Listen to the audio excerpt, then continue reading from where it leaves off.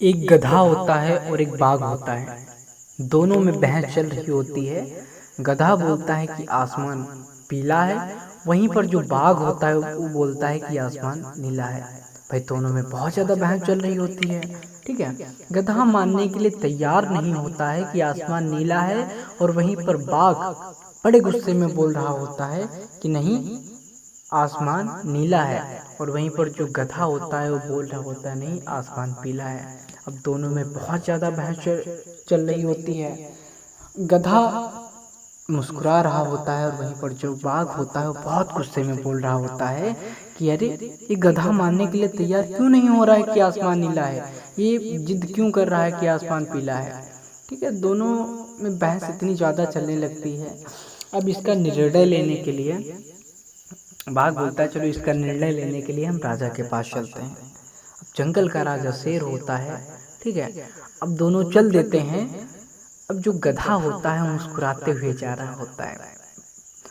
ठीक है, क्योंकि वो झूठ बोल रहा था इसलिए वो मुस्कुराते हुए चलता चला जाता है। वहीं पर जो बाघ होता है बड़े गुस्से में होता है, क्योंकि वो सच बोल रहा था। ठीक है, और गधा जो था वो मानने के लिए तैयार हो नहीं रहा था कि आसमान नीला होता है। वो तो अपनी बहस में था कि आसमान पीला ही होता है। अब दोनों चल देते हैं, और चलते चलते जंगल के राजा शेर के पास जब पहुंचते हैं तो वहीं पर गधा कुछ नहीं बोलता है, बाघ ही बोलता है कि राजा जी, मेरा एक निर्णय करिए। तो शेर पूछता है क्या है बताइए।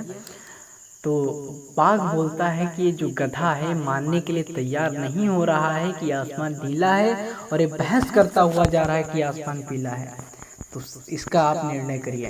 तो जंगल का राजा जो शेर होता है वो बोलता है कि इस बाघ को पकड़ के बाघ को फांसी दे दूं। भाई बाघ होता है चकरा जाता है। वो तो सच बोल रहा होता है ना। तो पूछ लेता है कि फांसी तो इस गधे को मिलनी चाहिए, हमें क्यों फांसी आप दिला रहे हैं। ठीक है, शेर जो होता है, शेर यही बोलता है कि जब तुमको पता था कि आसमान नीला होता है तो तुमने गधे से बहस क्यों की। और गधे से बहस करने वाला महागधा होता है, इसलिए हम तुमको फांसी दे रहे हैं कि जब तुमको पता था कि आसमान नीला होता है तो तुमने गधे से बहस क्यों की। क्योंकि गधे को तुम जितना बताओगे तुम्हारी बात नहीं मानेगा, और तुमको अपोजिट बताता चला जाएगा।